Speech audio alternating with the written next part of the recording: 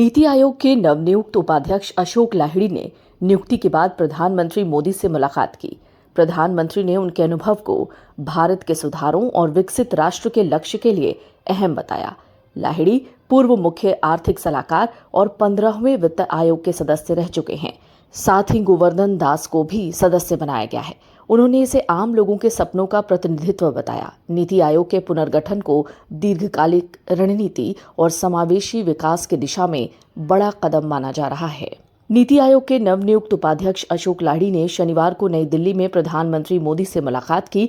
ये मुलाकात उनके नियुक्ति के एक दिन बाद हुई, जब केंद्र सरकार ने नीति आयोग के पुनर्गठन के तहत उन्हें उपाध्यक्ष बनाया।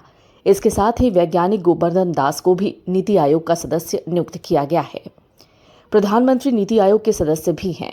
उन्होंने अशोक लाहिड़ी को नई जिम्मेदारी के लिए बधाई देते हुए कहा कि उनका अर्थशास्त्र और लोक नीति का समृद्ध अनुभव भारत के सुधारों की दिशा को और मजबूत करेगा।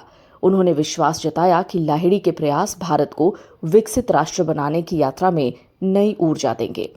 अशोक लाहिड़ी वर्तमान में पश्चिम बंगाल से बीजेपी विधायक हैं। वो भारत सरकार के पूर्व मुख्य आर्थिक सलाहकार रहे हैं और 15वें वित्त आयोग के सदस्य भी रहे हैं।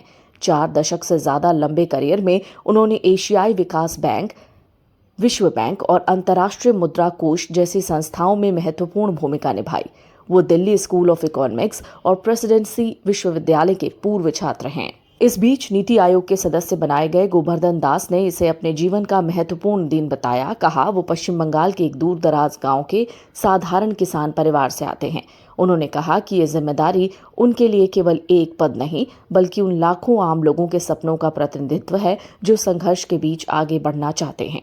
गोवर्धन दास ने कहा कि देश के विकास के लिए दूरस्थ इलाकों, किसान समुदाय और आम लोगों के जीवन स्तर में सुधार जरूरी है। उन्होंने प्रधानमंत्री के मार्गदर्शन में पूरी ईमानदारी, समर्पण और जिम्मेदारी के साथ काम करने का फैसला किया। प्रधानमंत्री ने कहा कि नीति आयोग भारत की नीति निर्माण व्यवस्था का मजबूत स्तंभ बन चुका है। ये सहकारी संघवाद सुधारों और बेहतर जीवन व्यवस्था को बढ़ावा देने वाला एक गतिशील मंच है। उन्होंने अशोक कुमार लाहिड़ी, राजीव गौबा, केवी राजू, गोवर्धन दास, अभय करंदीकर और एम श्रीनिवास को नई जिम्मेदारियों के लिए शुभकामनाएं दी। केंद्र सरकार के इस पुनर्गठन को नीति निर्माण में नए दृष्टिकोण, दीर्घकालिक रणनीति और समावेशी विकास की दिशा में महत्वपूर्ण कदम माना जा रहा है। Big dreams need the right foundation.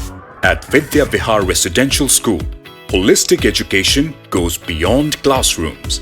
World-class facilities, caring houses, nutritious food, advanced labs, vast playgrounds, and inspiring mentors come together to nurture every child. Here, learning is balanced, values are lived, and every student truly belongs.